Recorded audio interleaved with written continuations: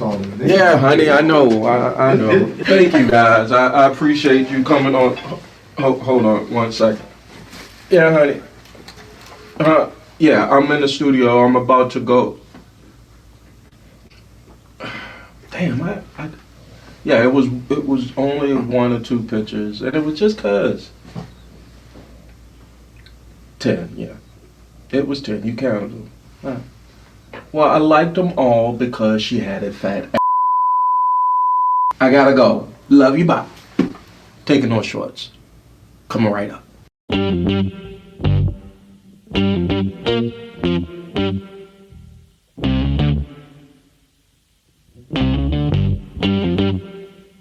We talking about practice. Not a game, not a game, not a game. We talking about practice. Now I gotta talk, we all gotta be quiet. You're talking to the Rolex wearing, diamond ring wearing, kid stealing, woo, wheeling dealing, limousine riding. I'm a man. I'm 40. And now your host, Taking No Shorts podcast, Jay Grizzy.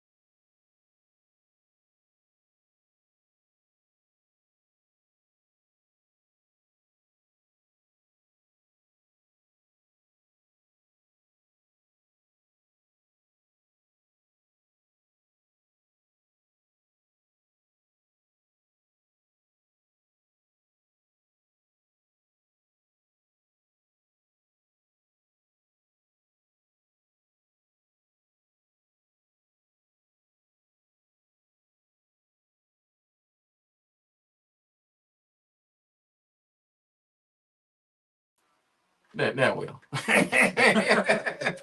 Sorry, bitches. Well, IG got it. Yeah, the IG got it, but I'll clean it up. Uh, Ladies and gentlemen, episode 84 is now off and running. So first, let's get to the particulars. I've learned doing 84 episodes and then some that you keep the intros nice and tight, pause, so that we can get to the content. So my co-host over here, he is my college roommate. He is the world television champion. And you don't need to know the name on his hat because his name is on his hat. Ladies and gentlemen, B. Yo, what is up? I'm doing a lot, bro. It's self-produced. Yeah. Hello, Brent. How you doing? How you forget to bro? It's on the nightstand by the bed. So when I wake up, I can see You it. see it, yeah. Ladies and gentlemen, if you go a couple episodes back, Brent was crowned by one of our homeboys, one of the honorable mentions of the Horsemen. Big Tim, he bestowed him the world television champion, the original, heavy leather, heavy metal, real leather, red leather, the whole 9 yards. But Brent has since has not brought it back to Taking No Short Spot. So for that, fuck you, because I wanted that belt. Well deserved, I guess. I tell you, if you got a Mid-Atlantic belt out there, and I know a lot of wrestling fans do, if you got a Mid-Atlantic championship belt, bring it to me. Let's go ahead and get to the other particulars. All right, so I'm going to save the special guest for last. But this guy, first of all, I just paid attention to the shirt he got on. He is rocking the Stone Cold Steve Austin. It's episode 84. But if you go back to episode 83, the internet has told me he is the darling and the star of episode 83 of Taking Those Shorts podcast. He has been my friend for 20 some odd plus years. We've shared these internet airways, and he is the founder of Legacy Internet Radio. Ladies and gentlemen, a friend of mine, hopefully he'll be a friend to you, Mr. Marcus J. What's up, girls? How you doing, man? It's good to see you. It's good to see you, bro. Good to see you. It's not so And easy I doing- forgot to say, it's not so easy doing everything, is it? yeah, it's not. Yeah. But, you know, It's about, a lot of drugs take the edge off. well, Exactly. And I forgot to say, perhaps. I am Deshaun to his Brett, right? So, Absolutely. hey man, How you doing, bro? I'm hanging in there. You did a good job. You edited me well. Oh, I thank you. appreciate that. That's the reason why you got the response you got. It wasn't so much me. It was your Dr. Dre to my Snoop. Man, well, they work in great tandem together. We'll talk about As his do we. album, Majesty. Is it Majesty? Missionary. Missionary. Yeah. I couldn't say that word Missionary. to another man, but I could. Yeah. With you, man. Just talking. I mean, honestly, anytime me and you kicking it, bro, it's a happening. How Gorilla Monsoon said. Yeah, man. You know, we are Gorilla and Bobby Heenan. That's right. Yeah. Hold on, let me give it exactly for that. Oscar and Felix. Yes, sir. We Yes, got sir. this, man. We're gonna have a great time tonight. All right, ladies and I got gentlemen. more time. You got time. Yeah, I got more. I got time today. Yes, I sir. can tell y'all this right now. Yeah. Right now, the motherfucker over here in this corner, you can see on his T-shirt. They didn't came with what they feeling. And it's supposed to be the holiday season, but Bob. That part. he's a recurring guest here at Taking Those Shorts podcast. He is also one half of J&T Meal Prep. And I heavily recommend the shrimp, the spicy shrimp, because you had a spicy shrimp Alfredo, Yes. made me fall asleep on a Steeler game after I ate that joint. I said, God damn, that shit was heavy. And last but not least, I'll call him Big Brother Joe Almighty. Ladies and gentlemen, a friend of mine, hopefully be a friend of you, Mr. Joe Lewis. Good evening, good evening, good evening, good evening. And he's my cousin. Yeah. Can't you tell? Look at her. Hey, man. What's happening? I can't call it. You know, it's all good in the neighborhood. It isn't? Well, no, You ready to go. Hey, listen, you called me, man, and I had set my calendar. And, you know, my wife, she done made plans. I told her cancel Cancel. because I won't go. You got to come to Taking Those Shorts. That's what I had to do. I had to be here doing this festive humbug, what's it, season? See, the Festive Baja. Festivus. Yes. Yeah, Festival. Festivus. Yeah, Festival. Is that what Festivus? Yeah. You want to use, right? Hey, man. Well, I've been trying. Look, first of all, this trifecta of guests I've tried to have on Taking Those Shorts for quite a while. So I'm going to put it in the universe that this is going to be a good podcast because the universe and my God said it was going to happen. And so I got a feeling this shit going to be good, y'all. So I'm going to start off. Look, we're going to start off mild and then we're going to build our way up, okay? If you want to get in, make sure you get into the comments on Facebook, Instagram at JGrizzo, JYGRIZZO.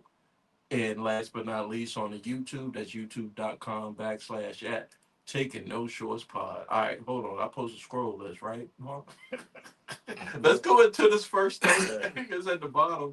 Why is it not scrolling? Hold on. Because you got to press a different button. You got to tell it to scroll. Oh, I did say scroll across the bottom. Oh, I do. Click the wrong button. There you go. There you go. Okay. Thank you. All right. So first topic tonight, ladies and gentlemen, because Brett, first of all, came in with the T-shirt, but the chyron at the bottom of the screen, and we don't hide our age because Marcus, how you say? You look good. I'm the baby of the bunch, and I'm 50. You know what I'm saying? Baby of the bunch, and I'm 50. So yeah, I'm 50. I'm 50. It's Yeah. But we still look wonderful, man. Gen X, man. Hey. We look Gen X. wonderful. And before I get into this, let me first give a shout out to my youngest sister, not my baby sister, but my sister right up under me. Shaw, I'm praying for you. I love you. I want you to get well. I want you to come back home soon and feeling like you never felt before, sister. We got your back here, taking no shorts, and you know your brother got your back. I told you today, I said, I'm just one exit away. If you want somebody to come sit in there with you, and Oh, we can whoop a doctor's ass. yeah, we because they don't really pay attention to us like they supposed to.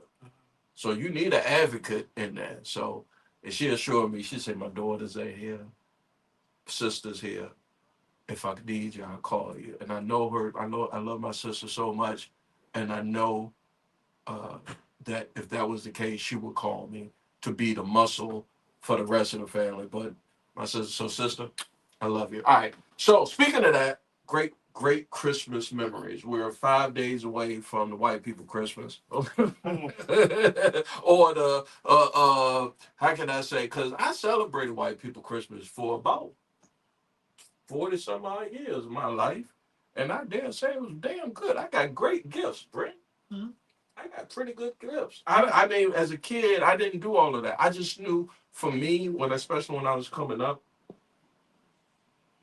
Halloween, because I got candy, Christmas was as a Gen Xer was the best times for me growing up. And because this is the Christmas season, and I'm working on a third tagline for taking those shorts as retro, ratchet, and Real. Thank you, my nigga. I tell you, ladies and gentlemen, this is why this man is. It's there. And you don't even smoke weed. No. That's the tag. I was sitting here thinking about episode 84, the best Christmas gifts you've had growing up as a black Gen Xer. And to be fair, because I know y'all can get up on the comments, but what about everybody else? Well, What about me? I'll do it. Exactly. and y'all ain't producing and running the goddamn podcast. We That's is. hilarious. Okay? That's the funniest shit I've ever Don't forget the rip. He exalted his soul. I hate that shit. Every time he press the button, though, I mean, fucking. But Marcus don't like. I don't like that shit. Don't like that exactly. No. I don't know why. Not while I'm talking. You do that. Oh, you do whatever. I do Yeah, it. don't do I got That's why it's funny that you did. you. Yeah. But I sat back and I was thinking, I have good Christmas Day memories of gifts. And as I got older, of course, the sacrifices that my folks made to make sure that I had those things. But I said, but let's talk about it amongst my homies. So, what was one of the best Christmas gifts you got? Looking back now as a Gen Xer, but if you were born between 65 and 80, you got a Christmas gift. Say Christmas. What was the best Christmas year? Let's do that first. B. This is kind of outside the ballpark, but the best gift I got was from a young lady that came to the store I worked, and I was helping her, and she gave me a gift the day before Christmas. I already know. Yeah. Oh, I was probably like 34. Oh my Lord! She was, I should have never came to your black ass for this. She was a good 20 years old. So yeah, it was a good gift. Merry Christmas. It was a very nice Christmas. Yeah. And it was real to you. Oh yeah, it was real good. Wait a minute. Did she say to you Merry Christmas afterwards? I don't know. I was in that globe at the. I know, but you thought you took it as a Christmas gift. Or was it just during the Christmas season? It was just doing Christmas, I guess, but I don't think it was meant for Christmas. But you took it as. I did unwrap that present. That's coming from somebody who don't. You know, that means that's what they can do. They can interpret anything as a gift because That's a wonderful story. What's wrong with you, man? I love that story. I'm so happy for you to have that gift, sir. yeah, My brother. yeah. Merry Christmas. I would just like for if it was me, I would have just liked for her to say after she departed, but like, that was your Christmas present. Anyway, She said it into all good night. she said it without saying it. You going to sleep? She said it without saying it. All right, so the next. That was the first and last time for us. We never did it again. Turn. I mean, Jesus was born and Jesus checked out. So, Yep. Marcus. Sorry. I did come down the chimney. Wow. I can tell you, ladies and gentlemen, he been saving that shit. He held on to that He one. was saving that Yeah, for 2 weeks. Yeah. He is my butt plug. Pause. What? I know. Yeah. I know. Yeah. Inside joke. Yeah. Okay. Yeah. Not what it sounded like. He is my butt plug. Yeah, I know. That's how you know. Yeah, I know. You got something you want to say to me, sir? Yes, I did. Okay. Yeah. First of all, and I know this might be on the spot. I think I prepped you a little bit before, but best Christmas year and then best Christmas toy, Black Gen X version. Well, I can't give best Christmas year. Well, I can't. All right, so I got that one. All right, so best Christmas gift is Christmas 1982. I remember I was the kid that would like write a list and be arrogant enough to think that you're gonna get everything that's on it. But then when you get the money shot gift, you don't even care. And so in 1982, I got the money shot gift. It was a racetrack, and it did the twists and turns, and it had like almost like a ramp on it. 2 cars. One of them was the police car, and the other one was the General Lee. Oh my God. It was a hazard racetrack. 1982. You had a Dukes of Hazzard. And you had the remote. I don't remember what we called them then, but I'm gonna call it the remote for each of the cars, which was a novelty then because you remember it was usually just one for 2 cars. Yeah. But it was triggers, and they could go the same way or they can go behind each other. There was a ramp on it where you can jump. Like it was pretty cool for me. I was about 8 years old or 7, 8, whatever I was, 1982 at Christmas time. So you had Dukes of Hazzard racetrack set. I had a lot of, well, not a lot, but I had Dukes of Hazzard toys. We got older. This coming from a kid from Jersey City. We got old. Well, we got older, and we realized the significance of the Confederate flag, and so we had our own opinions about that when we got older. But in 1982, you know what I'm saying? Like, if you 8 years old, 19 or 10, you guys a little older than me, this Dukes of Hazzard, man. Mm-hmm. You know what I'm saying? It's one of the greatest shows for a 10-year-old ever made. Yeah. And then for anybody that want to really trip off the General Lee, it's called General Lee. It's the Confederate president. You got the flag on the top. All right, I get it, right? They were scared of the black dude. Yeah, that was Chickasaw County. They were scared of the black dude. Because they know even there that we are not to be fucked with. We're unfuckwithable.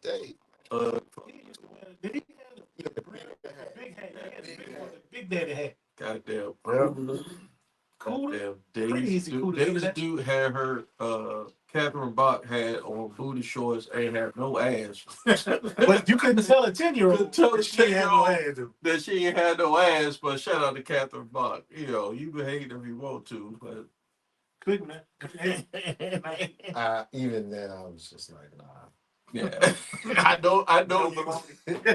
I know you ain't. I was looking at, hey, look, 1982. I was looking at Kim Fields. Yeah, man. Hey, Tootie. Yeah. Tootie. Hey, man. And Tootie and Janet and Jackson Janet on Different different strokes. Hey, Yeah, Janet that Jackson, little flip. Charlene. Yeah, that little flip joint. The boy be singing about her now. David, what's his name? Hamilton? For real? Yeah, Charlene. You ain't never heard that song? Oh wait, Anthony Hamilton. Anthony Hamilton, yeah. He got that That was song. Charlene, yeah.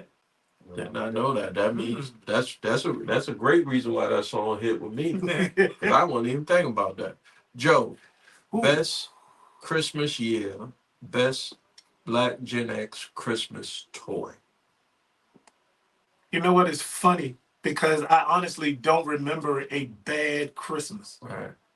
So I don't have a good Christmas that I can share that was above any of the other ones because my parents broke their necks, worked 2 jobs, worked double shifts to get me the stuff that I wanted. And now at my age, I understand and I appreciate everything. You know, back then I ain't know too, but Right.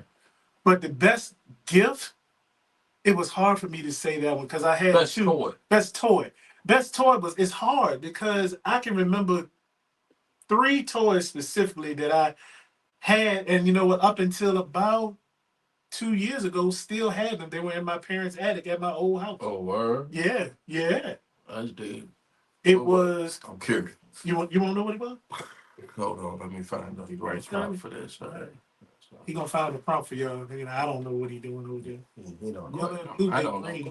Go ahead. Don't worry about it. It was Wonder Woman. Wonder Woman. Yeah, what was her name? The original. Diana Prince. Linda Carter. Linda Carter.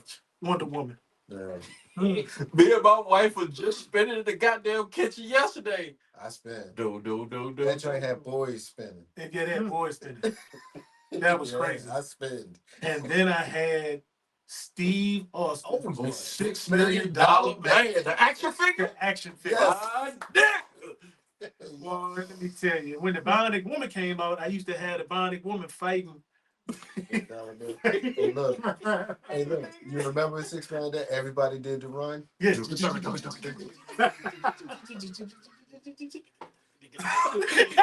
Hey, y'all don't know that slow motion shit. GenX, man. 1970 something. Yes. When that slow motion shit hit, it was on and goddamn popping. And if you go back and look at his sneakers, I had a pair of them too. You had a pair of $6 million. I had the zips where you had to do the zip. You had to do the Z and the cross. Oh my God! Shout out to Kenny Shoes. I'm pouring liquor on the air, but hey, this nigga said $6 million man. $6 million man. Shout out to Lee Majors. We just shouted out the Dukes of Hazzard, Wonder Woman. We talked about it in the last episode, though. This is what I mean. A lot of folks would say, yeah, you know, how do like our kids would probably don't. I mean, I don't know. But they don't know how stuff would cross over. Yeah. And stuff would cross over through entertainment and sports. Yeah. Those are the things that would bring people together because it was, you got, with the entertainment, I didn't see a white man or a black man. I just saw, they said this nigga worth $1 million. Yeah. $6 million. That's all I do. Well, that's the bridge with entertainment. You know, you can convince yourself that, you know, if you like a character, you don't care about their politics, you don't care about their views on race and stuff. You just rock with the character, rock with the show. You know, you get older and you find out that Hulk Hogan's a racist. You like, damn, but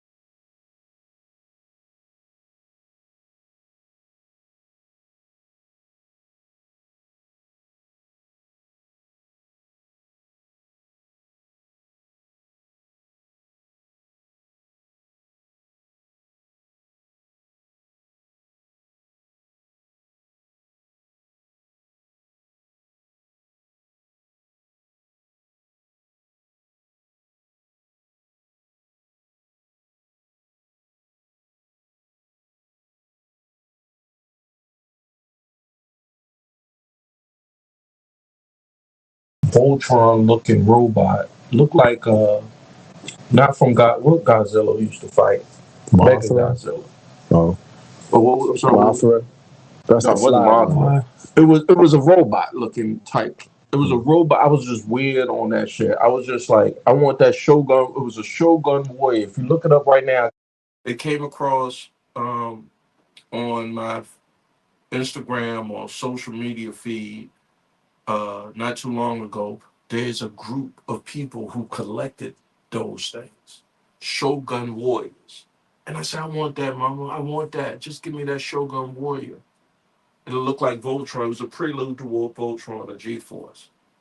And I never forget 1979. I woke up. It was just me and my two sisters. They were very young, so they were asleep.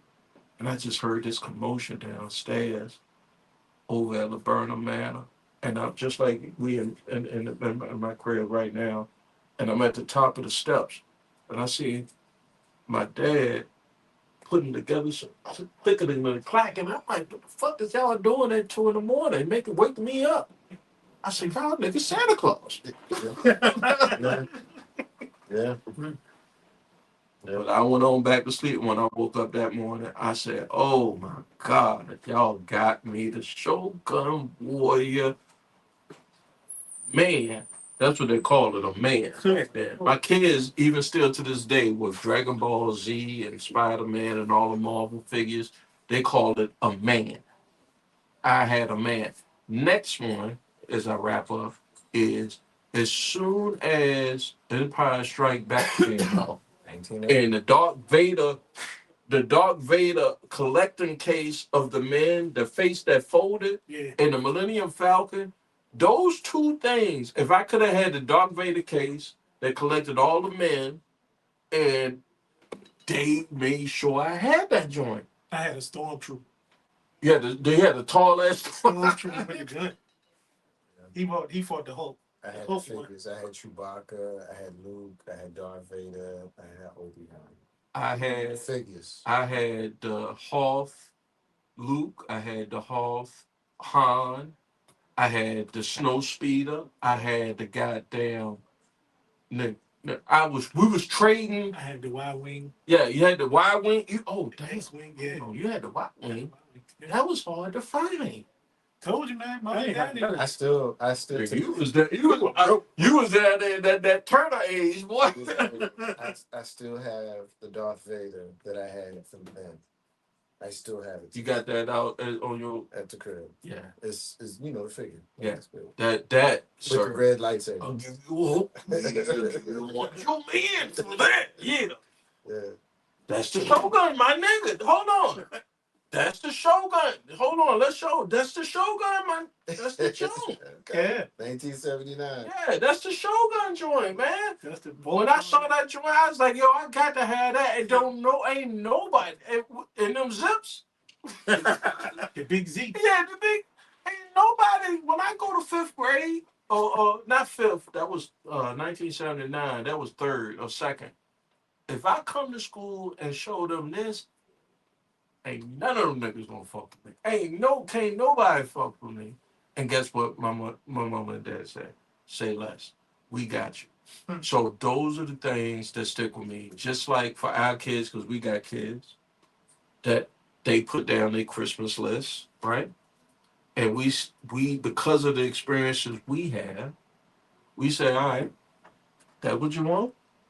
I don't know what you're gonna do, but I remember in 2009, my kids said they wanted they wanted the John Cena spinner belt and a Ben 10. I don't know. I didn't even know what Ben 10 was. The jump with the watch. The Omnitrix. Yeah, I didn't even know what that shit was.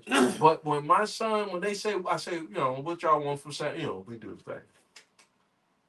What you want Santa Claus to bring? I want the John Cena spinner belt. Dun, dun, dun, dun. That's my man, right? I'm so disappointed. When I told you that before, you was disturbed. Yeah, I'm so disappointed. Next year in his final year, he's wrestling. He coming back? Yeah, somebody beat the dog shit out. He's wrestling a full calendar. I hope The Rock come back and beat the dog shit out you, John Cena. And I'm Get shooting. some pay-per-view time out of him. They might even put the belt on him so you can break Ric Flair's record. They need to leave that alone. Dun, dun, dun, dun. But I was Oh man. I mean, to the effect, to the effect, when they said that, I was just like, okay, I ain't fucking with them, but because you want it, I'm gonna get it for you. Yeah. And the smiles, talk about now as dads, the smiles you saw on your kids' faces Christmas Day. Well, I'm an agnostic. My wife and my daughter are not. They love Christmas. I don't. It's just not something that I get excited about, which makes her reaction even more touching for me because she respects where I am because she knows that I respect where she is. I still buy her a gift every year, and it means so much more to her because she knows that other than her mother, ain't nobody else getting shit. You know what I'm saying? I don't mean that to be an asshole, but just Christmas is not my thing. And I respect that everybody loves it. It's that time of year. I get days off from work. Right now, how you equate it to? I'm off more days next week than I was this week. So that's kind of how. But you know me, I'm like that with everything. Yeah. You know what I'm saying? Like I'm kind of even keel when it comes to it. So with her knowing like who her daddy is, she knows that it takes me being intentional and some effort for me to make go out and get something. Whereas people that we know in our own lives is going broke to buy gifts for people that they don't even like. You know what I'm saying? Yeah, well, we're not doing that, but we know those people. Like, because this is the time of year for that fiction. I know I went broke plenty of times. I'm Charlie Brown, yo. Arg. I'm Frank. I am Charlie Brown. Arg. I'm the Grinch. Quit playing with me. I'm coming to you next. Brent, I know you got a daughter or daughters. You might have some regrets running around that you don't know about. Perhaps. Can't say no. Yeah, I know you can. You can't deny the fact, motherfucker. But talk about what Christmas or the holiday season means to you when you give a gift to a loved one. The smile, the gift of giving is what I'm speaking to. Yeah, I gave my little girl the Harry Potter one, and she already had like the robe. The rope, yeah, she had the broom. No robe. Yeah. She was running around expecto patronum for weeks. That's what's up. I'll give you the exact. She loved it. Mm-hmm. It's what means. And one year got her the whole book collection, like a leather bound, so she had all the books, got her all the movies, so she had a complete collection. I could. That sounds like a Brick daughter. Honestly, a gift that Brick would give for his daughter. So, and then last but not least, Big Brother Joe Almighty, the smiles on your children's face when you gave. Describe what it meant for you to see them open up their gift and be like, "Daddy got this for me. He slaved." It's surreal, and it's surreal still now because my children are older. I have a 31-year-old, so but to look at my youngest grandchild, he's only 2, and when he got his gift last year, I mean, his face lit up, his cheeks were up here, all the way up here. Hold on, what do you get? I got him a car, a remote control car that he could get in and drive. You can never. I'm gonna tell you, ladies and gentlemen, to a young boy, a bike, in a remote control vehicle, car, money shot, and a tricycle. Yeah, you cannot go wrong. The big wheel for us. You know what? I found one, and hopefully ain't nobody gonna show him this one right there. Yeah. So I got him the actual. What was the green machine? The green machine. I found a green machine on Amazon. With the power slide. Okay. With the hand brake. Yes, sir. You whip it out. We need to make a commercial for that. For taking those shorts. I can't wait to see what he's like for that. Like my girls now, my grandchildren now, they wanted Lilo and Stitch. I'm like, hold on. It was an old. Well, it's not old. It's a Disney thing. But yeah. Lilo and Stitch. And then my other grandbaby, she wanted Rainbow, was it Rainbow Bright? They coming back. Strawberry Shortcake, Wait a Rainbow minute. Bright. Wait a minute. Slow the phone. Sister, you hear me? Rainbow Bright is coming It's back. back. Yeah. The little redhead chick with the strawberries on. Yeah. Care Bears, them things is back, bro. That's crazy. You know, with the internet, you know they making money hand over fist because they just because the kids now, you know, when you find a young person, say 7 years or younger, and they got a device, they know how to work that thing better than I do. They do. I want to give a shout out to first of all, she was one of the first folks that was rocking with Taking No Shorts podcast, was rocking with all the iterations that I've been a host on with Legacy Internet Radio. Our homegirl out on the West Coast, Miss Taya. We share the same birthday, sister. Peace and love Peace to you. Oh man, I'm so give you a happy to hand. see you. Yeah, peace to you. Can I say something to her? Of course. Oh man, peace to you because you've been rocking with us for so long. I remember we sent you the T-shirt, and we just so blessed to see you still rocking with us, man. And we're on the other side of the country, so thank you. Peace to you and your family. She a real one. It seemed like she would be the one to have always. She would always have a Vaseline in her purse. She was not to be played with. Yeah, not to be quarreled. Not to be. There's another homegirl. I was telling my wife Joe one night when we was was it in your engagement party or your was it? It was a wedding rehearsal. Which engagement party? Do you know it? No, your. Here we go, nigga. Hey, listen. The last joke. Oh, okay. All right. Yeah. I remember that. The last joke, right? So Wow. we had a spot in town. Oh man. And I was telling my wife this story. Oh, you talking about my sister Mo? Yeah. And I was sitting there. We was on that McAllen now. 25. Yeah. The McAllen is a fine. I mean, when I say top shelf, it's beyond top shelf. You know? And I heard about it from Earthquake, listening to his podcast. And he was like, I sip on this McAllen, and it's so smooth, this, that, and the other. And we go to Joe's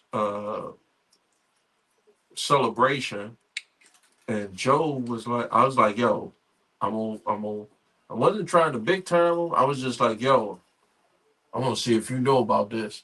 And I was like, I got you for a shot of Macau. I got you for a round of Macau. He was like, nigga, you ain't saying shit to Macau. Where he said, I said, all right, here we go. Do a round. I do my extra shot. I get the bill. And one of Joe's homegirls said, what? She looked at the bill. She said, oh, hell no. You know what? I do remember that. Yeah. Yeah, she was. Yeah, Mo don't play. She do not play. She made sure. I forgot. Okay, yeah. She walked up to the. I wasn't with you until you got to that part. Walked up to the bar, say, "You not charging." I don't even know. I met her first time in my life. That was the first time I met her. But you was the family. Yeah. If you was here, you family. I was like, she was like, "You not gonna do this." I remember that.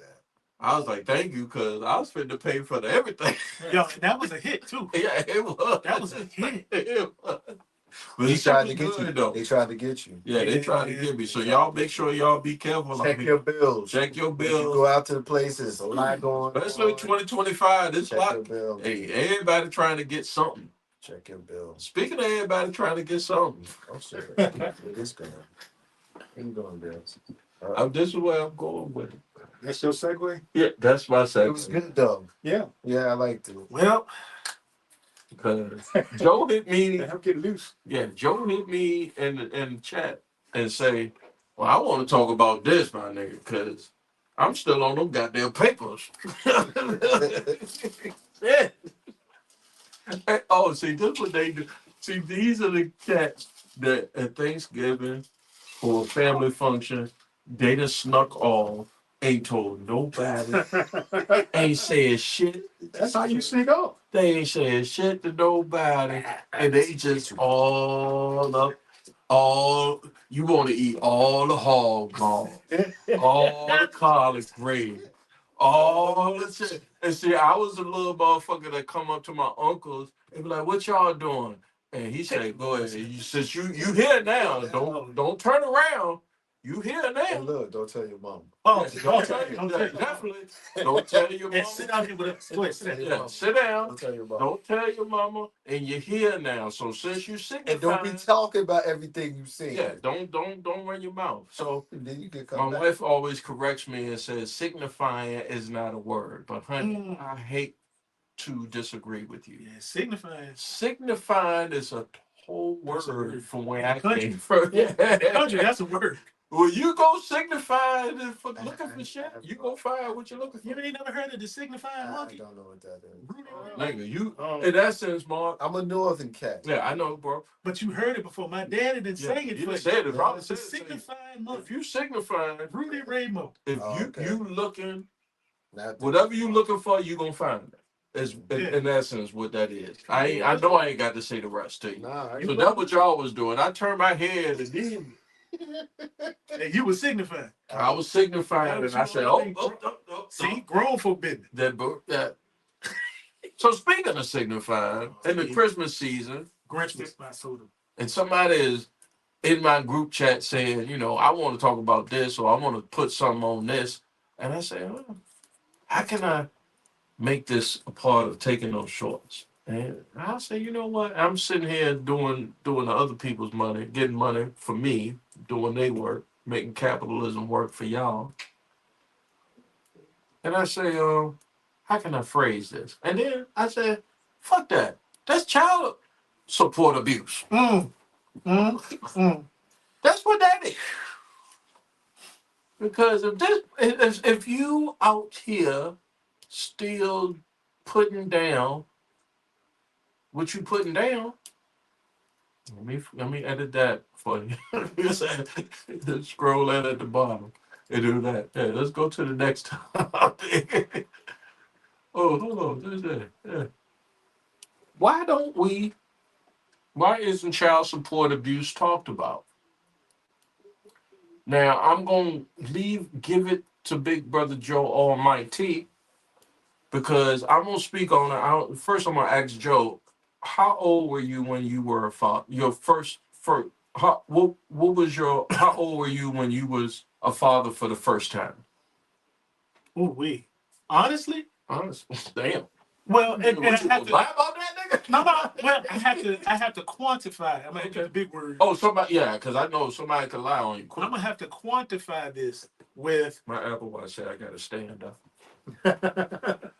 because the first child that I actually knew about that was mine. Hell, Joe, Joe should have been a husband. Well, I was in the service. Yeah. Okay. So being in the service, when you travel around Yeah. the world and stuff like that, people do things and then you never see people again. And then all of a sudden, 40 years later, I get a knock on the door. Boom, boom, boom, boom. Oh, yeah. You my dad. So it happened to you like that? we're not gonna talk about it. We're gonna leave that alone. But my oldest daughter is 31.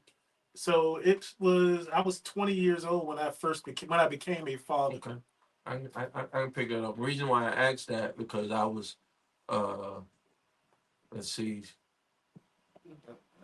17 and 2 months. So I can identify with when you tell me that. Because I know when you spoke about it, I was just like, well shit, I know about that because I went through it. But then again, I ain't go through no abuse of it, And the abuse part is because that we can layer that whole child support thing in so many different ways as men and Black Gen Xers here at Taking Those Shorts podcast. You did. So I wanted to know from your perspective, why do you feel child support is tell me what your thoughts is on child support from a Black Gen X perspective. From a Black Gen X perspective, I think that child support is not real. It's real in the sense that they're taking the money every month out of my check to take care of the child. But if you're already taking care of the child and you get a situation where the female and you are not getting along for whatever reason, then it becomes an issue. If as a Black Gen X, a person who pays child support for his children, who loves them dearly, when you can't get along with the mother, and then the mother uses the system or the court system to drive a wedge in between you and your child, when they use the system to get back at you because they still have deeply embedded feelings, Right. but they can't have what they want anymore, or they don't have access to you anymore the way they used to, then it becomes an issue and a problem. What- I think I'm feeling what you're saying. One of the things that I heard a lot as a young brother and a father, as a young father, as a young Black father, was I played that game. I did. Well, matter of fact, I didn't play that game because my mama said, "Don't play that game." Fortunately, she was just like, "Don't play that game." She was hitting me with and my dad, because he was on papers. Now, as I'm a Black Gen Xer, I'm sitting there saying, "Well, wait a minute. He was on papers. I finna be on papers. What is going on here? Like, what is the common denominator?" I'm trying to make sense of it all. Like, so I asked him. I was just like, why was you put on child support? Why did you have to get put on child support? Because if you hear from the women that I know, you only paying X amount of dollars for that time period. That was give or take inflation. But I still got the zip sticker. I still got the Star Wars. I still, you know what I'm saying? So I'm like, what you put down on that? You know what I'm saying? So that's my perspective from that. And so because I know you, I know you did everything you could possibly do to dot your I's and cross your T's. How does the system how does it benefit how do folks get an opportunity to manipulate it, is what I'm saying. Because people, they lie. Oh, they Let's be clear. Yeah. Let's be clear. This has nothing to do with the child.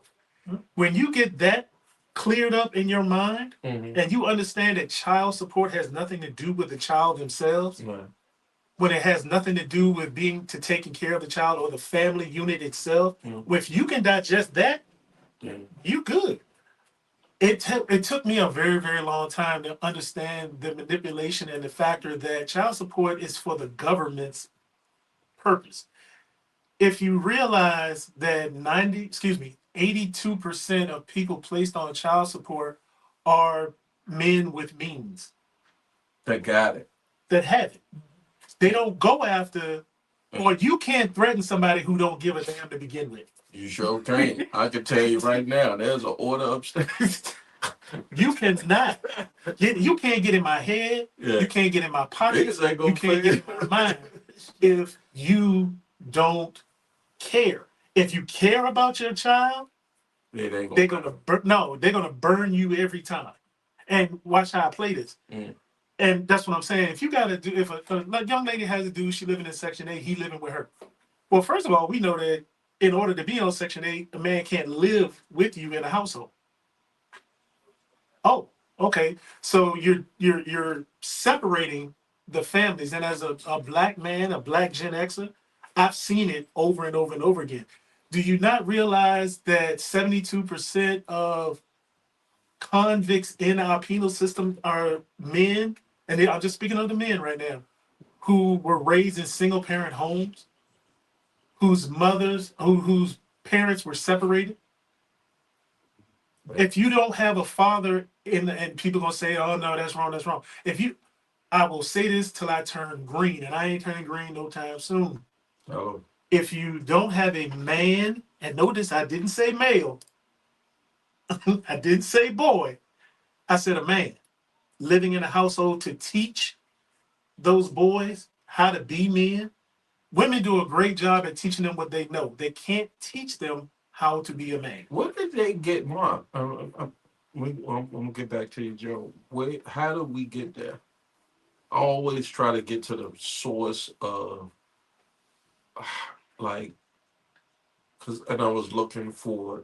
I saw something in my algorithm from a guy on Black Enterprise has a YouTube, and a lecturer on Black Enterprise magazine said the biggest threat to the black man or to the black family was the marriage rate. Marriage rate. The marriage rate. Because out of all the demographics in America, the black the black African American our marriage rate is like 30%, and then when they project it out in like 30 years, it's going to be like 10%. But if you look at the immigrants that come in, we're unique as blacks because the African is the Nigerian, the Ghanaian, the Ivorian. When they come here, they have a family. They're married. They have stuff that they build on. When the East Indian comes here and puts their family into place and set up a shop in the hood, it's a husband. He put in 5, 10 years. He bring his wife. She put in. Then they bring the kids. They put in. Then it's not even the white man. I was looking for it before I brought the topic to you, but I'm laying it out the way I interpreted the video because the brother was saying, forget everything that's fitting to happen, and when January 20th happened, let's focus on what we need to focus on, and that's the black family, because the black family is what's ailing us right now.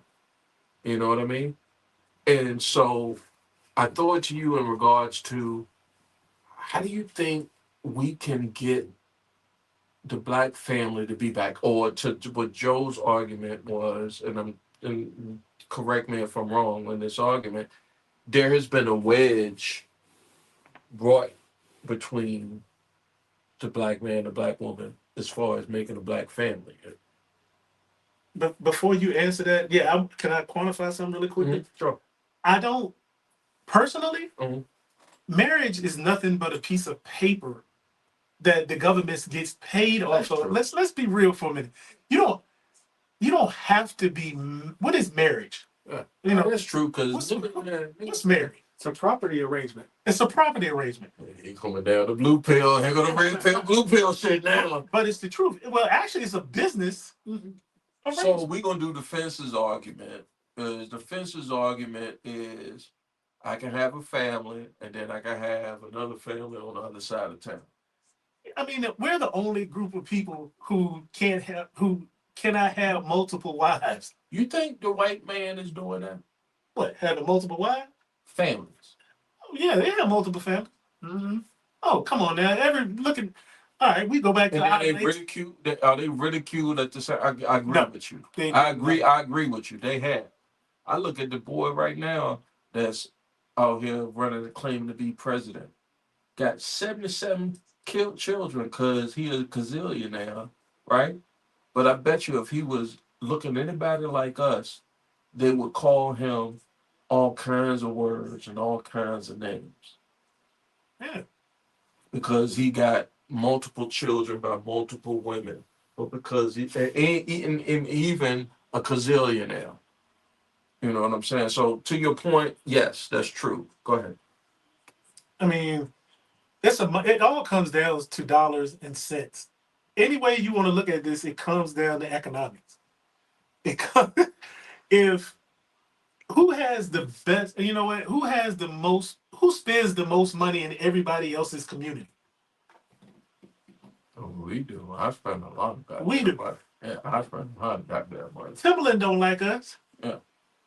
They don't like us. Their clothes on that were Tommy Hilfiger. That stuff wasn't built for us. I went to Britches. That's how I That's how bougie I was. I'm just They got me so fucked up. I went to Brit looking like, damn, nigga, you went to Williamsburg and went to Britches. I ain't mad at you. I understand, but I mean, it's an economical thing. It is. We kill our own selves by not taking care of our own selves. I honestly think this might be a godsend, but I think once shit hit the fan, once motherfuckers start having to go ration beans and rice and shit, you might have to go back to what you know. It's not gonna hit the fan. Why not? It's just not. I wanted to. My algorithm is telling me that the world is falling. I mean, the sky is falling too sweet. Mm-hmm. The sky been falling. I know, but I want it to fall so folks can see, because folks don't have no perspective on how bad shit can get. Like, if, like our kids, because of whether we was, because this is what I did with the child support thing. When me and my oldest son's mom broke up, my mom said, "Give her everything." Get your face. You on camera, nigga. My mama didn't tell me. She said, because this is why, and this is the reason why my mama say that, because if she go to the white folk, you could be way, way worse off than you was. I'm gonna tell you something, Grizz. With one of my children, I went to court and I was getting a divorce, and they bumped it up, not to J&D, because they would J&D being juvenile domestic relations court. Yeah. They bumped it to circuit court because circuit court could grant the divorce and they can work out child support as well. Yeah. What she failed to realize was, if you went back and looked at everything, I was in my child's life. I had all of my documentation. They don't care about that. You would be surprised, because she assumed and thought that she was going to get full custody. She was like, "Give me full custody." You done lost your rabbit ass. I'm not giving you anything. Which pill is this, Brent? That's probably burgundy right there. It's burgundy. It might be a purple pill. I'm trying to tell you. But no. And when we went to go, and the judge looked at me and looked at her, and we had to do a photo album of pictures, documentation, and I could go back and show a photo album. I'm here. I'm doing what I. This is it. Here are the receipts. Yeah. Receipts. Because and it's bad that you got to prove that you're a good parent. Yeah. That's ridiculous to me that you have to prove. You know what? Some of those things are intangibles. Money is not everything. No, it's not. Because you cannot buy that quality time. You cannot. Now, for those of yoking, especially boys, I got all boys, especially yoking their ass up and be like, your mama not gonna yoke you up like this. Well, wait a minute, because she not gonna tie you. My brother's sitting right here beside me, seeing the fact that I didn't differentiate between my oldest daughter, and if you get her on here, she'd be like, "Oh no, he didn't spare ass." Joe's daughter come on the podcast. Taking those shots. They will tell you, they tell the youngest ones now, "Hey, you do realize that that daddy is crazy, right?" He's still crazy. He was might crazy. Steal you. Yeah. He might snuck on you. Hey, that's what my daddy did. He said, when I got too big, he had to. When you got to that certain age, you started smelling yourself, and you thought you was a grown man. I did, but I hit that nigga. His dad was like, yeah, okay. You ain't. My daddy arms look like Popeye. Shout out to Big Bro Joe, all by T's dad. Yo, I'm glad he rested well. His birthday coming up. Amen. He got to pull out one for him. His birthday coming up. Amen. But he taught me You know, and then he won't no perfect man. Right. By no means necessary. And you know what my stupid ass thought? Right. That sometimes by him being harsh on me, that he was the worst person in the world. And listening to the world, Yeah. I got that feeling. Yeah. As I grew up, and Marcus J and I talk about it constantly. That's why I'm looking at him like I can see. That's why I'm looking at him like that. That shit hit different. It hit different. We having therapy right now. We having therapy. Yeah, yo, it's better than laying on that couch, and I gotta pay 100. Oh, it's free with me. It's free. It's free. It's free. I'm taking no shorts as well. But y'all fellas gotta understand. You know, when you reach a certain age, you know what my daddy said? He said, "Well, you know what? Too many grown men can't live in the same house." And you know what I did? Pack my little shit up. And that's because he lived in a house full of grown men and saw that shit. It's his house. Man. Grown men. That's what's wrong with our children today. Amen. Our millennials. My dad, I had to ask my dad this question because there was a point in time in my life when we left Laburnum Manor, Essex Village, and my mom and dad split. And I didn't understand why. Dad, I'm sorry. I'm going to tell the story. So, for good content and maybe to make us some money, you did. I will tell it. And before we go to break. So, I got my mom's version of it, but I never had. You hit the blunt, nigga? Hold on. Where the J at? So, I got my mom's version of it, and I had my mom's version of it for quite a while, so I'm okay. That's making sense for me. But I never got my dad's version of it. So when I asked my dad's version, I was like, Dad, what happened? Oh, let me get Smurf a shot because he's a horseman. Yeah. Yo, fam, I've been away for a minute, but like Quincy, I'm back on the block. 1988. Yes, shout out 1988 to one of the original horsemen, another college roommate of mine, representing from Jakarta, Indonesia, ladies and gentlemen. My homie Smurf. Appreciate you, Smurf. Be here. Yeah. Checking in with you. All right, so I say, Dad, well, give me your version, because by this time I'm in my 30s or my 30s. He said, well, they was going to put us out because they was going to redevelop the projects. And your mama wanted to go back to your grandmama's house. And now I grew up, before we moved to the projects, I grew up in my grandmama's house. There was a gang of niggas there. It was about, because back in those days, to make it just like the equivalent, and that's not to besmirch the Latino community, but back in those 70s, in order to make it, we grew up in a house full of everybody, you know? So it was in a 2-bedroom flat, it was maybe 10 people living in there. My uncles, my mama, my aunt, and the kids. So when I hear folks want to put our Latino sisters and brothers in besmirch state, like, nah, I can't do that. I can't, cause I know what it's like to be that, to live like that. Mm-hmm. You know what I mean? But my dad was like, I told your mom, we gotta move, but I'm not gonna go back there, cause as your man and as the kid's father, I can't go back living with 8,000 niggas in one goddamn house. How your dad say? Too many men in the house can't stay. Can't stay. You can see it in nature, right? I'm Right. somebody that likes to watch like wildlife, nature, Africa, You do that? and lions, right? And I'm speaking of lions, right? Yeah. Let me spill this out. You watch how a lion pride functions, and you'll see that if a female lion has cubs and they have males, there's always sisters in that pride with a male that's in control of that pride.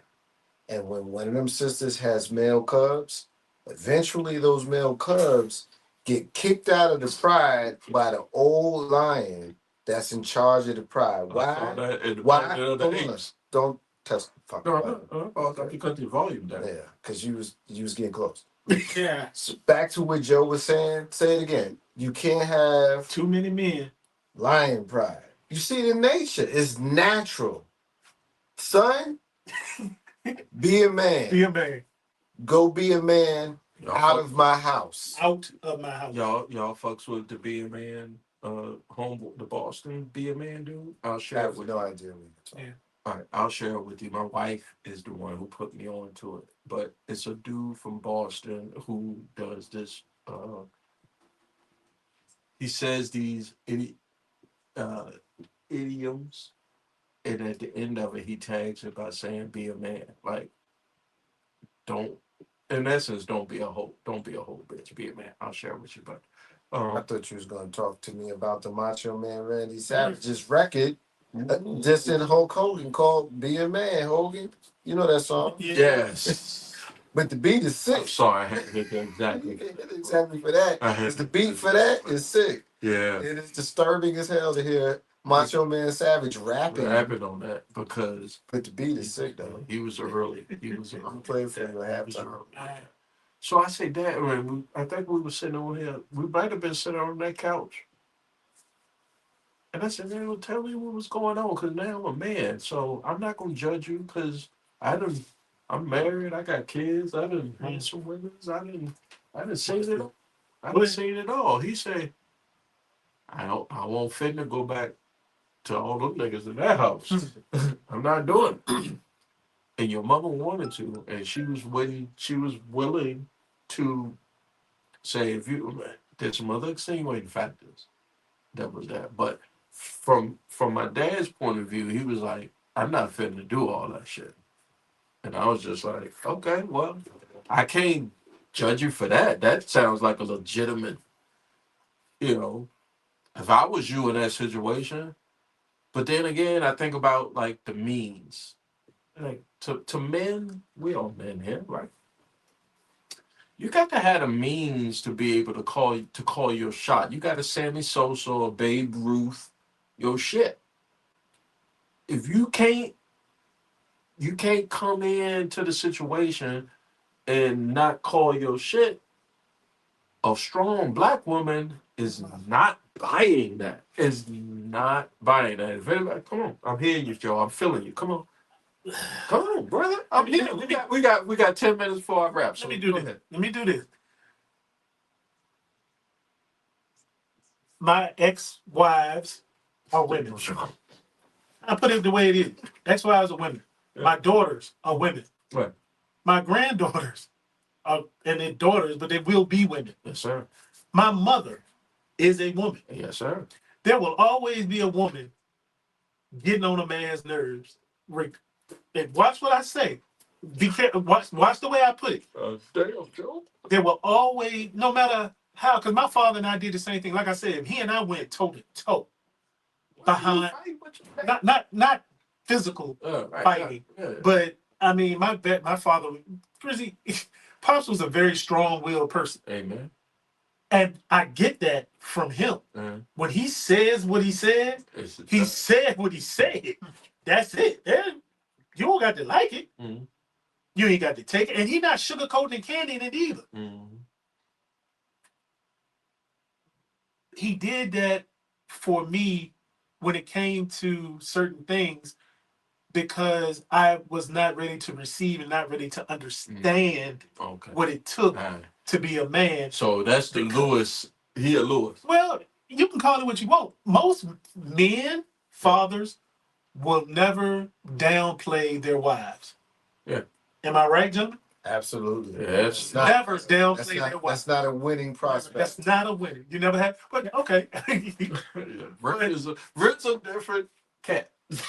Okay, but what I mean to say by Rick that like is, fuck that bitch. Not cool. I wouldn't do that to my children now.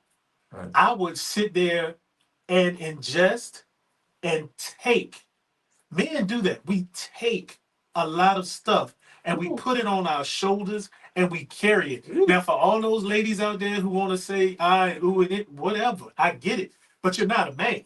All right, so there we go. That's a great segue. Shout out to Remo.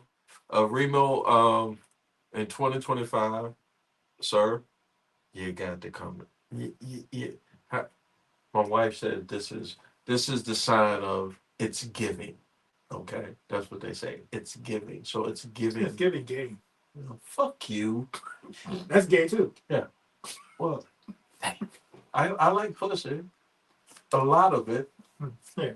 And so fuck you 3 times. Okay. But it's giving. All right. Make sure you like, share, and subscribe, ladies. Oh, you got something? I got one thing on channel. Oh, I'm sorry, because I know you was sitting here, Joe. He was skateboarding on everything you was saying. He's like, God damn it, I was waiting for Grizzly to have a goddamn motherfucking real ass nigga you did to come on here and said it. Come on. Well, my experience with child support was when we were kids. My parents got divorced. I was like 5, and they put my dad on child support. He was a young hothead, mouthing off to the judge. Wait a minute. Your daddy? Yeah, Deacon Malone. Yeah. He was a hothead? Mm-hmm. Talking shit to the judge? Yes, the judge said, yeah. And, hold on. And In that Turner County, Virginia? Court in Virginia. Oh, God damn. The judge said, yep, your child support will be $8 million. 1977 says it's going to be $125 a month per child. How many kids? It was 2, me and my brother. You and brother. $250 a month in 1977. Yeah. That's a lot of money. That's a lot of money. Mm-hmm. In 1977. I'm embarrassed to say what they gave my dad. He never missed a payment. Shout out to your dad.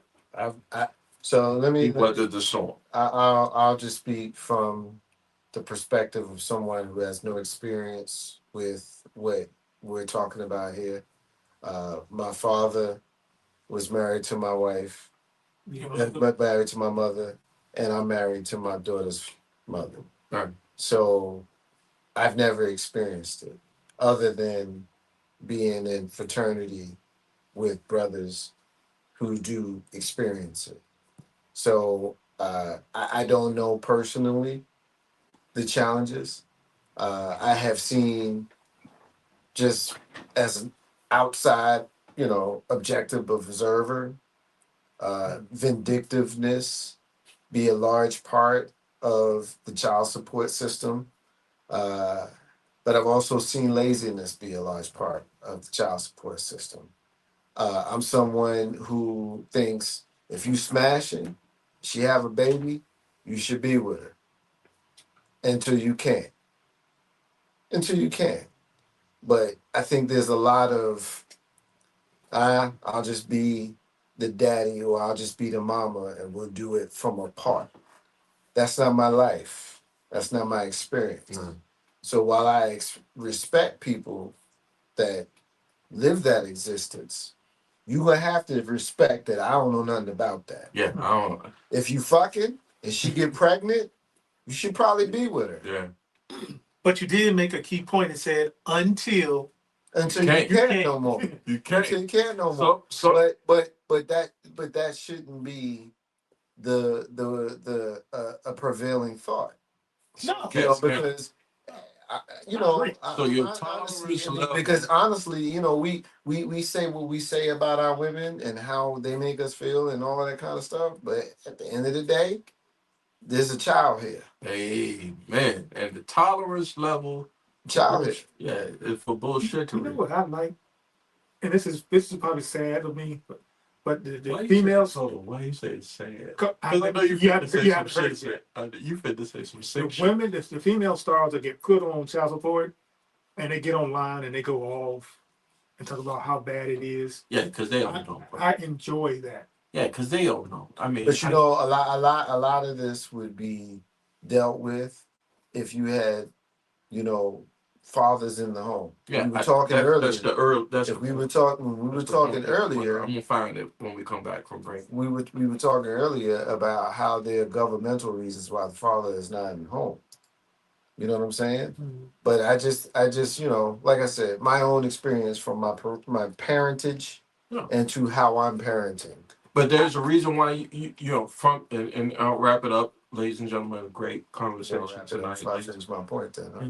I don't want to finish. Go ahead. They wrapped it up then. There go Brett. She's gonna wrap it up before I finish my point. Go ahead, wrap it up. You want to go to break? I'll wait. Cause I'm up against it. Well, go ahead. I'm up against it. To your point, and to my point, because we're on the same page. I will find it while I'm doing the break. What his brother was talking on Black Enterprise magazine about the breakdown of the black family since maybe I say the last 60 years. You know, we So you gonna cut me off to make a point and not even go to break? da-da-da, da-da-da. I want to hear the point now. Butt plug.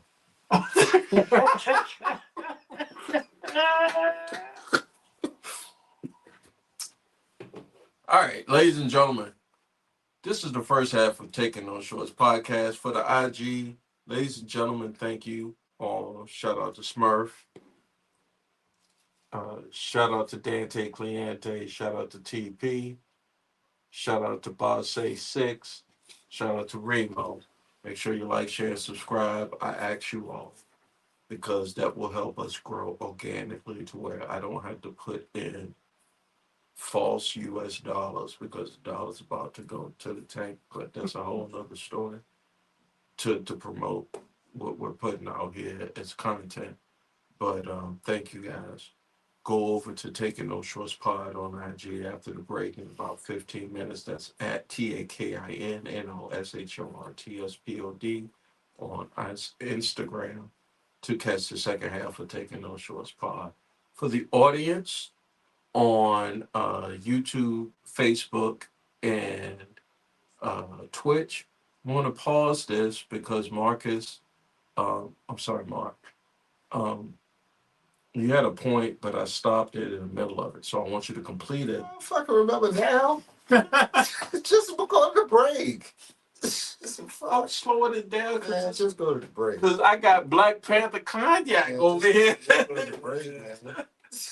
This Black Panther cognac, I asked the lady at the liquor store, I say, why is this shit on Still not going to the sale? break. She say, it's fine, baby. Still not going to the break. It's not going to fuck with you. I ain't even smoked yet. Exactly. I'm about to. So go to the break. That's how you know I'm smoking like He said, right here. I Taking No Shorts. All these years, he still ain't learned. He went to the break yet. I can't find it. I can't find it. Hold on. You lucky. I love you, brother. I love you, Bruce Boris. Let's see. It's a drop, B. There we go. oh, the white guy.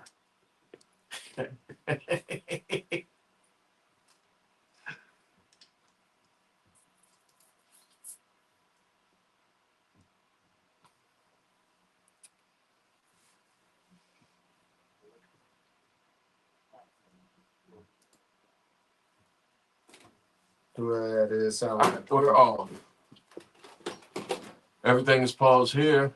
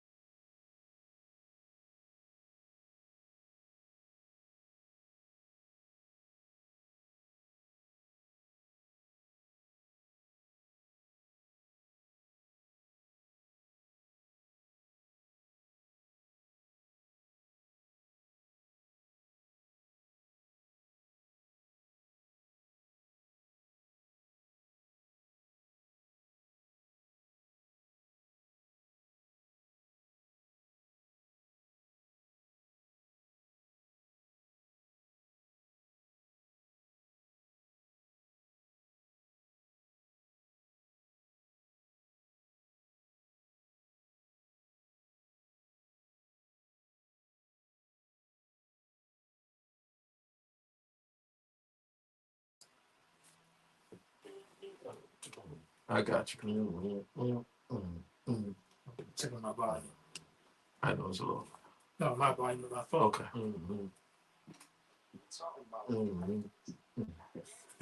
Oh, Joe, you took your hat off? Yeah, you know, I get hot quick. If you put it back on, motherfucker, I got you. I got that further, you know, that lineup boy. That's the outside hat. Yeah, this the outside hat. Woo. That's it. He the wheeling dealing. Yo, I met him several times when I was in Charlotte.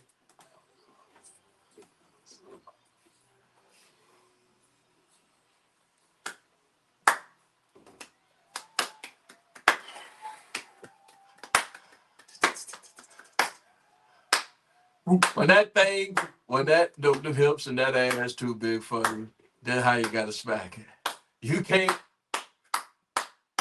You got to long stroke that thing. Welcome, ladies and gentlemen. How to hawk to it? If hawk to it can say you got the hawk to it that thing, I can say you got the long stroke that thing. But I'm short. Yes. Welcome, ladies and gentlemen. Taking Those Shorts podcast, episode 84, second half. It used to be the Patreon, but right now, ladies and gentlemen, you getting it for FREE, $3.99. God damn it. Is what we do, is what I do. I can't speak for the gentleman here, but we're going to get into it. Make sure you like, share, and subscribe anywhere where you find your favorite podcast. That will be Apple, Google, Spotify, and Amazon Music. Also, every Friday around this time, you can catch the live stream. That would be at Facebook, Twitch, and YouTube, all at Taking Those Shorts Pod. That's spelled ebonically, TAKINNOSHORTSPOD. Thank you. This guy forgot his World Television Championship belt. Not bad. But he was my college roommate. And as much weed and alcohol I consume, sometimes I forget his name, but that's okay. You don't need to know. It's on his hat. Ladies and gentlemen, B. What's up? What's up? Yeah. A lot of clapping for me, huh? You slopping in the pussy? Or are you... I'm even struggling to get into it.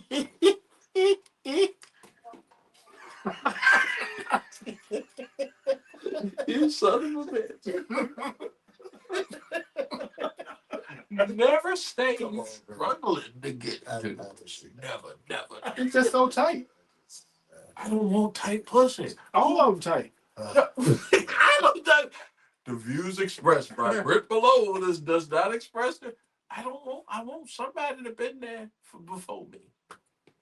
That's, you know what it is.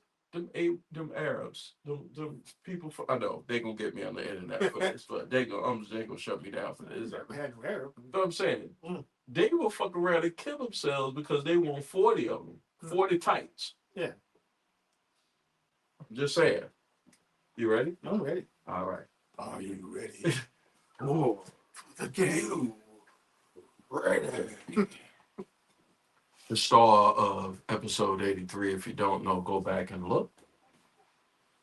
The founder of Legacy Internet Radio.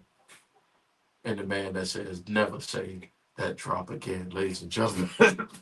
My homie Marcus J.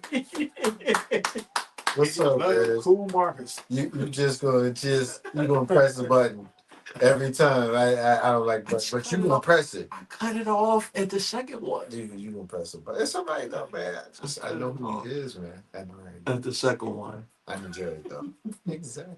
8,800 3-second clips of your clips, sir, because they on the internet and they say, well, Marcus J, I like that. I mean, I'm an every guy, man. I just say what I'm feeling. I'm transparent about my opinions. Yeah. I speak organically. I keep it funky. If it's some shit or some bullshit, I'm gonna say it's some bullshit. If it's great, I'm gonna say it's great. If I fucks with you, I'm gonna tell you I fucks with you. If I don't fucks with you, I'm gonna just stay away from you unless you come around me, and then I gotta tell you I don't fucks with you. Yeah. So I just try to be regular, and people appreciate the drop and the opinions. I appreciate them sharing that. I'm a humble guy. Yeah. And I'm glad you give me the opportunity to come rocks with you. I'm retired, so I'm moonlighting, hanging out with you. So I appreciate opportunity to be here and talk shit. I get to hang out with my big brother and you and B, because I be forgetting his name, but I remember because I see it's on his head. It's on his head.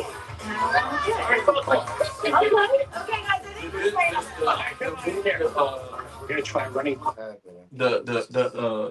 My smart TV is possessed with an evil bitch, evil lady that says, "Why are you doing a podcast?" Every once in a while, we play holiday Christmas movies in the middle of Marcus's intro. So it's an evil. It's all good. Yeah, Just she's the an evil lady, man. The universe wanted me to shut up and move on. So, Thank you, man. I appreciate you, Brett. It's just a sexy boy. You go really go with that. Now, see, it's one of those. If you know, you know. You know, if you don't know, you just like, what are they talking about, man? If you know, you really know. I have a great time with the podcast. Oh, let me take this off. We will not be right back, ladies and gentlemen. We are here, and we will show this. We are back at episode 84 Taking No Shorts podcast, and my final guest tonight is a cousin. He is one half of J&T Meal Prep. If you don't know, y'all need to check out that shrimp Alfredo pasta. Spectacular. He's going to tell you where you can find that at. But last but not least, he's a man who has a lot on his mind. Ladies and gentlemen, Big Brother Joe Almighty.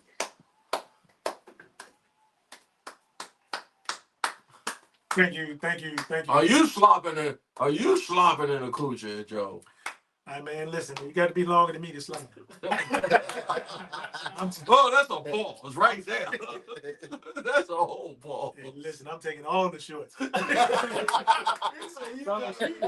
said you got to be longer than me to slop. Hey, listen, but I guarantee you, I'm getting mine. You getting yours. Hey, listen. You know the old adage, come when I come, or come when I get back. Thank you, man. I know it's been a while since you came to Taking Those Shorts, so I appreciate you so much for coming back to the podcast. Let's not make it as much long as as it was the last time, because not just as you my cousin, but man, you is on 10. Mark, no, because Mark is the antithesis. Mark, I've heard stories in that driveway tonight, ladies and gentlemen. That it's got to be 3 episodes. I'm gonna break down and Taking Those Shorts. That we have gone down the road. These two brothers, I got to get this content down because that's you know what I'm saying. So. Thank you for making sure that you came and you put this together. I always wanted you and Mark and my homie Brent. And I wish I'd have got Tim. Tim be next, is it 27th, right? Next Friday is the 27th, so that's the Friday before New Year's Eve. And me and Tim have spent some of the most spectacular New Year's Eves together, damn near killing ourselves and damn near debauchering ourselves. So, Tim, I want you to come in next week so we can do New Year's Eve podcast. He probably will be here. And Brent gonna be like, I don't know what y'all talking about. But you know what? You got to spend that with your boy. Yeah. You know what I'm saying? Yeah. You got those that nigga got stories, boy. That matters, man. Yeah, it does. That matters. It does, because when that year turned, hey man, something happened. Look, if I go into some cardiac arrest right now. Yeah, but we're not speaking that into the world. Yeah, no, we're not. Because words have power. So my wife gonna be down here like, where his phone at? I'm gonna delete all your browsing. You need somebody. Take screenshot out. You need somebody to come in and scrub. It's a dude in Pulp Fiction they had like that. Harvey Keitel played the cleaner. Mm-hmm. He was like a cleaner in that. Yeah. Like you need a fixer in those type of situations. Well, I got lime and potato tomato. Yeah, man. I need lime. I got some lime in there. And a show. Yeah, Yeah, live and the show. For sure, for sure. Ladies and gentlemen, thank you. All I ask, the ask from Taking Those Shorts podcast and your boy Jay Grizzy, is that you share. You can like, that's great. Because they can say, you like this guy. You like this guy a lot, right? And then you can share or you could comment, and that means I can see it and I can say, thank you for the comment. But if you share, we could exponentially grow. So I ain't got to reach into my pockets to pay them to make this thing hit on somebody's radar other than who we needed to hit on. So that's the ask. Okay, that's just the ask. Y'all guys ready to wrap this thing up for the last half of Taking No Shorts? let's get it, Yeah. brother. Let's get it. All right. So, Joe, Yes. you sent me with the goddamn text, and you say, oh, it might have been a text or a message, but it was another clip from another show, and they was going in, and Brent's been on me, and Brent's been with me ever since episode 1 of Taking Those Shorts podcast. And he know I've been fighting this like the clap. You been fighting the clap? I've been fighting the clap. Oh. I've been fighting the clap since CIAA weekend 1996. What happened at CIAA? Yeah. Oh my God. That shit was coming to Richmond. Everything was coming to Richmond, guys. Everything was coming to town. But it's that red pill, blue pill, and I'll extrapolate and bring it all together. But in essence, Joe, what you sent me was, And the bottom line, what I sent you was pretty much how much can a man take rejection before he goes out and he cheats? who? I mean, let's just be All honest. right, Joe. See, so you, all right. Hey, what? Let's get into it. Rejection as far as like him having a Yeah, let's break it down. okay. Rejection from a woman. We all From his woman. From his woman. That's his woman. Oh, I thought you said a woman. No, well, I said a woman, but let me go ahead and quantify. You know, I like big words. Yeah. How much can a man take from his woman or lack of from his woman before he steps out and starts to cheat? And is it okay? Well, it's never okay. I can tell you that right now. I will say on that. It's never okay to cheat? And it's never okay to hold out on. Oh, you mean her? It's never okay for her to hold out on him. So you saying it's okay for him to go out and cheat? What I'm saying is there's a way you can do it.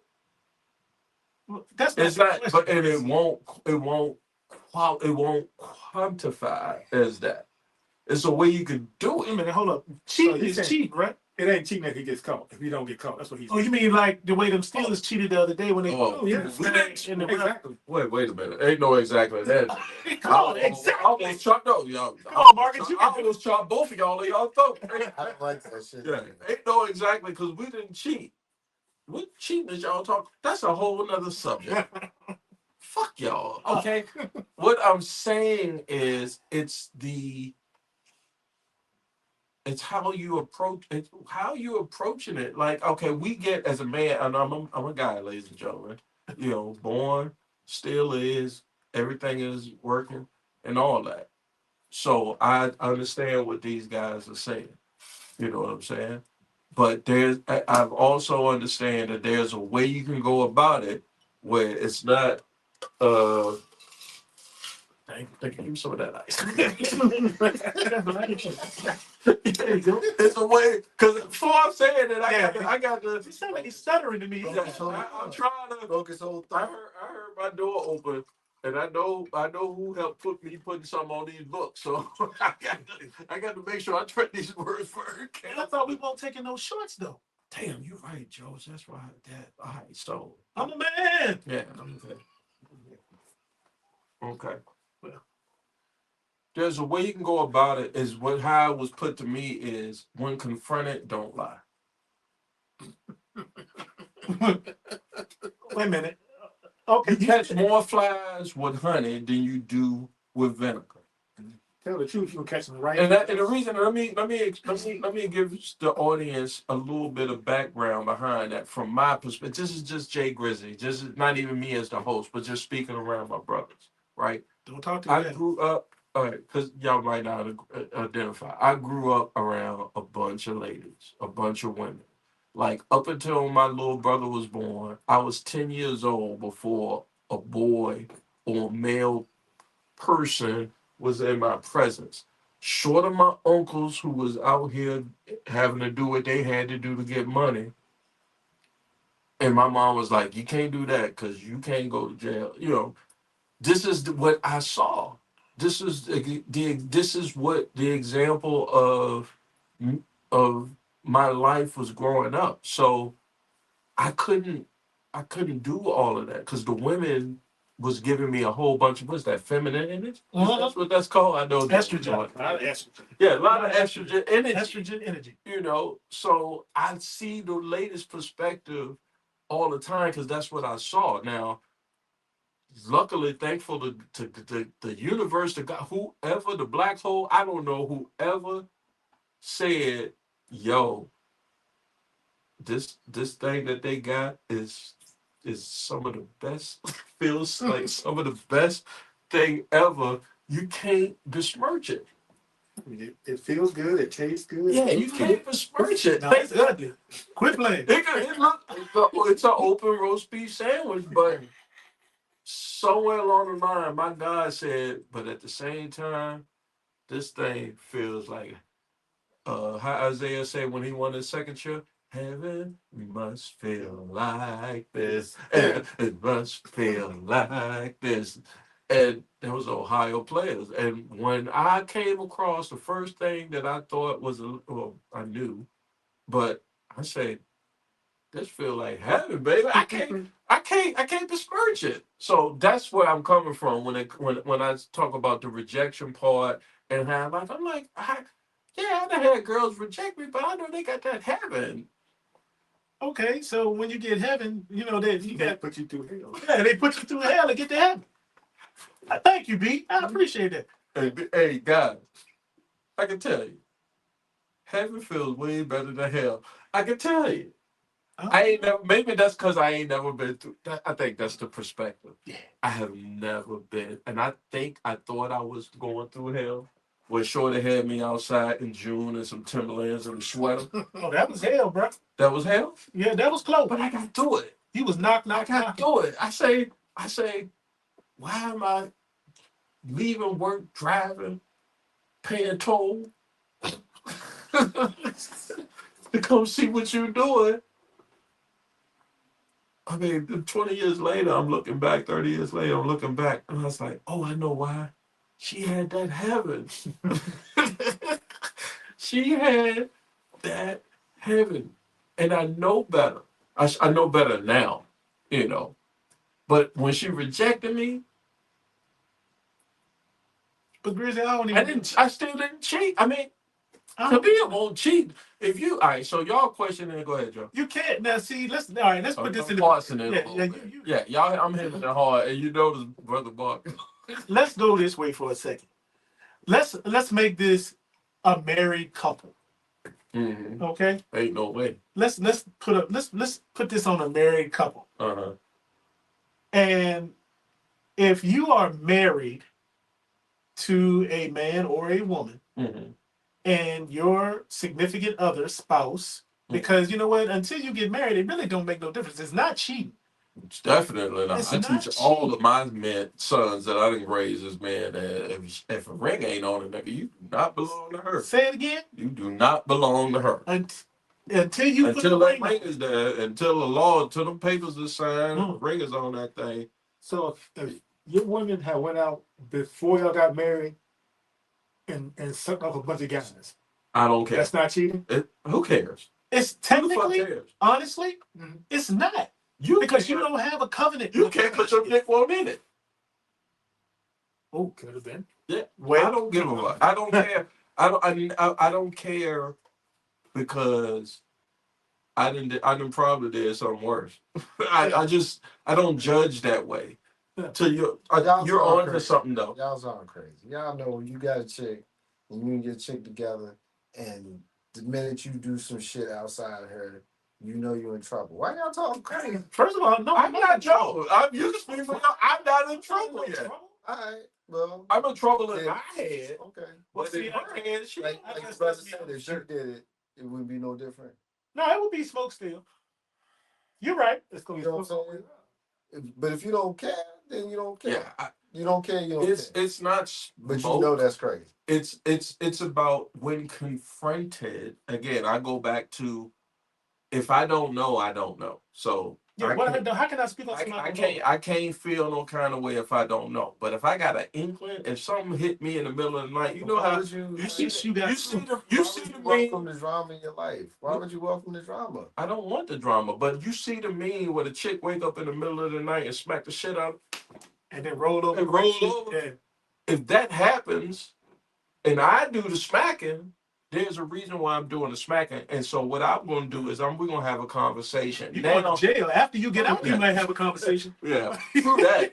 But once I come out or get bailed out, hopefully, we're going to have a conversation. And when confronted with what I suspect is, or when I have some grand jury testimony, what are you going to do? So it's on me now. You know what I'm saying? It's like for me to, what am I going, am I going to carry you or I'm going to respect you and tell you the truth? But you know what? I'm not even going there. That's another whole segment of That's the where show. I'm at. That's a whole nother segment show that you can put on. Yeah, But what I'm talking about right now, I'm going to put it here to you point blank. If you're a man living in the same house with your wife and your wife stops giving you the pussy, or it's not giving, wait. It's not, you might not tell us. To a lot of guys. You might not tell us, Right. but there's been times that she ain't gave you the pussy. Somebody, all right, so see, a conversation got to be got before it even get there. Okay, you can have a conversation till you blue in the face, but if your balls blue with it, but if she not giving it to you, Baby, my balls is blue. are you right or are you wrong if you have gotten to the point where she's not taking care of her? Did I have a conversation? Yes. Yeah. You've had the conversation. You've had the How many conversation. conversations? You have several conversations. Oh no. One I have conversation every is a right. I conversation have too every much. right in the world To to what? put my seed where I need to put. No, that's called something else. Yeah. That's called you going to jail again. No, Am I lying? I have every right to let it off. Okay, so then that means you can go out and cheat. Is it cheating No, if you? because I'm not gonna do that. I'm gonna sit there and have a conversation, and I'm gonna say, well, if you don't do this, this is what's gonna happen. So now you fully aware, and you not. Yeah. It's not cheating. Yes, it is. She said, if that's what happened, you're cheating on me, and we're getting divorced. So that's where we going. What we got to sign? I call bullshit on that one too. Okay, hold on. That's it. Bullshit. Because a lot of us have been in situations. I mean, the thing that I was looking at was, our women do this a lot. They say that, oh, I'm too tired. Oh, I don't want to do this. Oh, I don't want to do that. Do you realize that once you get married and you've been in that marriage for a little while, sex is not a time frame when everybody's going to be happy and want it at the same time? Can we agree on that? Yeah, I'll give you that. Okay. So do you still do things when you don't want to do it with your wife? Yeah. Okay. But if your wife turns around and denies you what you have said on paper, what you have signed that agreement for, that document, when you have gone to this court, when you have said I do, because when you say I do before the ball, I'm telling you, ain't no woman signed up to say I want to get fucked on a whim. No woman has wanted. Again, I preface it by saying I was raised by a whole bunch of women, and this is the standpoint, the point of view. But no woman signs up to be married and say I'm willing to fuck you when you want to. So then you saying it's okay for me to go out and get someone else when my needs are not being taken care of? Inherently, somewhere in there, if you give it to them the way I just did, it works. I mean, if you say, hey, I'm not getting. That's just like all right. So if a woman says you're not providing for me like the way I want to be provided for, she could then say, because you're not providing for me, whatever the standard is, right? So the standard, let's say the standard is every quarter I get a shopping spree, right? So every quarter, yeah, that's her standard. You're gonna equate a You're gonna equate. I'm sorry, money? I'm a dude. I can't equate. I need a sister to come in and equate the equivalent of not getting laid. But I mean, no, I'm trying to equate. Go ahead. Mm. No, that's. I mean, No, I'm just trying to equate it, but that for me and my standpoint, I'm trying to say like, all right, so a woman, that's like saying you're not meeting something for me. All right, so if a woman says to a dude married in a committed relationship, you're not meeting something for me, and she has repeatedly said you're not meeting this something, or whatever this something is for me. If she go out and get what that something is, and I confront her on it, and she tells me that, I am not mad because she done took and told me, and that's how I come up. I done took and told you. that's bullshit. Cause you still mad. Well, how am I bad if they took and told me I had an opportunity to do something about it? How are you mad? Yeah, Because you're a human. You yeah. gonna be If a mad. chick has, here's my argument to the women who doing that. If your man come to you, husband or significant other, and tells you that, it's on you at that point. He didn't did his part. His So it's not cheap. no. If you're honest, cheating is an honesty issue. It's not a act. It's not an action issue with me. Cheating is an honesty issue when confronted. You know what, Grizzy? You know, we Marcus J has been sitting here silent on this one, and I know that he looks at me because you know Marcus J and I have been together I didn't see his face for a 30 long years, time.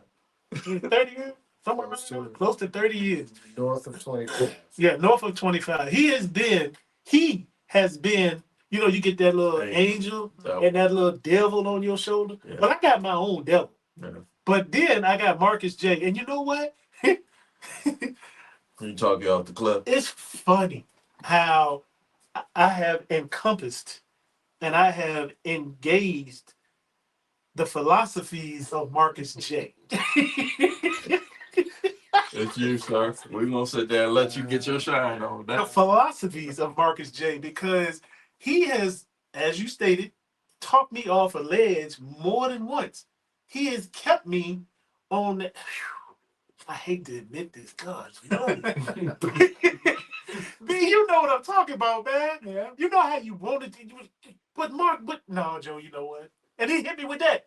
There's always one brother like Big that, brother. though. That go keep you out of jail. Make Too much sense. Make too much sense. You can't. You Oh, make sense. oh.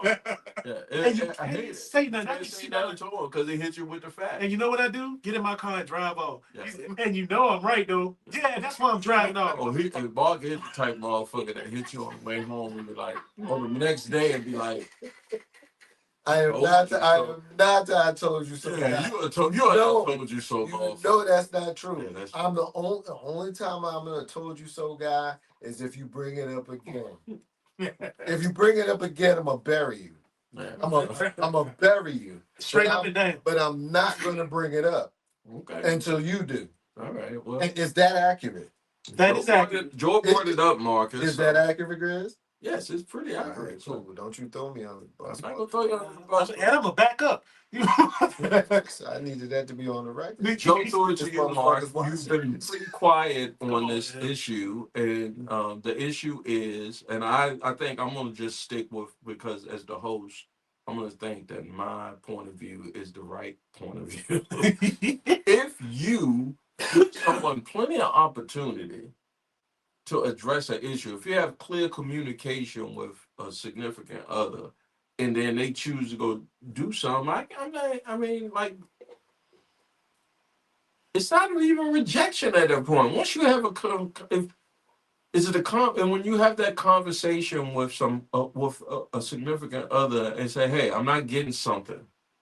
Sex. Joe, sex.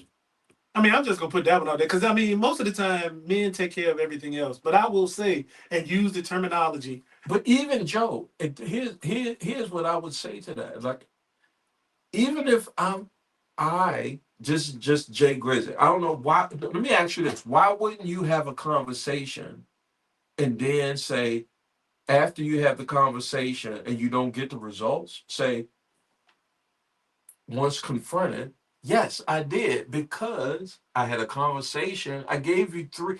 How many pitches, baseball analogy, right? How many pitches can I throw to you in a 162 game season for you to know what kind of pitcher I am? Well, I'm gonna flip it back to you because biblically, how many times are we supposed to be give from the Bible perspective?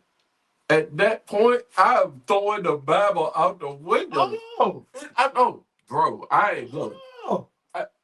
I'm flesh. 7. I'm flesh. So I'm flesh.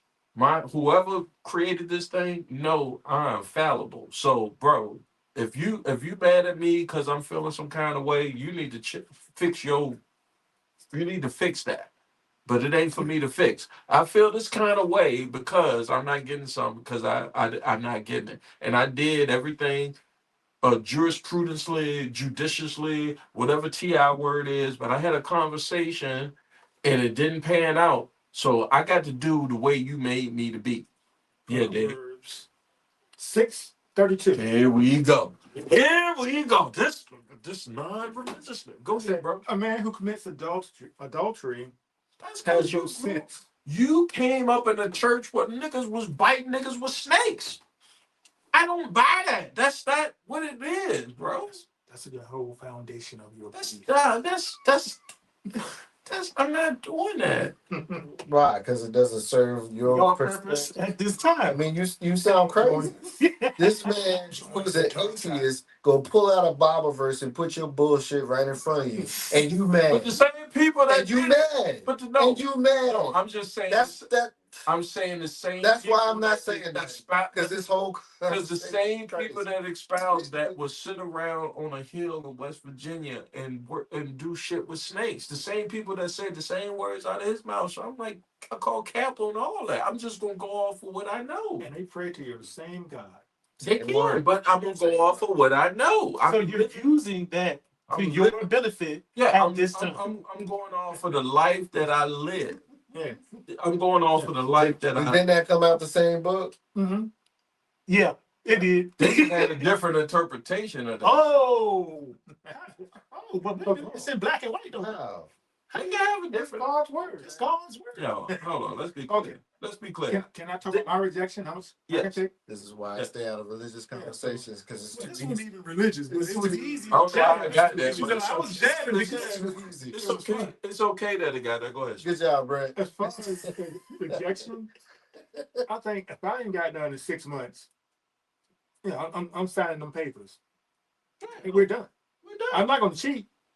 I'm just not gonna be there no more. Fair. That's even better than what I said because you just giving them an ultimatum. I'm giving them wiggle room to say, "Hi, give me an opportunity. I'm gonna give you an opportunity to." 6 months was a good opportunity. Right. Okay, but Brett, I gotta go here though. But you know what? If that's the only thing that's causing your differences, is that the ideal game breaker for you? Because eventually somebody. I mean, everybody's got a deal breaker. Yeah.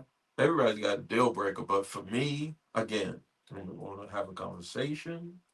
If you don't do what I ask you to do because this is what I need, then I'm going to do what I'm going to do. And if confronted on it, I'm going to claim everything that I did. So in essence, you're saying that it's okay once you reach a certain point to go and cheat. Depending on what your definition of okay is. Because once I tell you I'm claiming it, it's not, you can't have I don't understand people. Here's my issue, Joe. I don't understand people who have a problem with decision. If somebody gives you a decision to make, gives you the option to make a decision, like if I say you have a chance, you have the option of winning $5 or $10, which one do you want?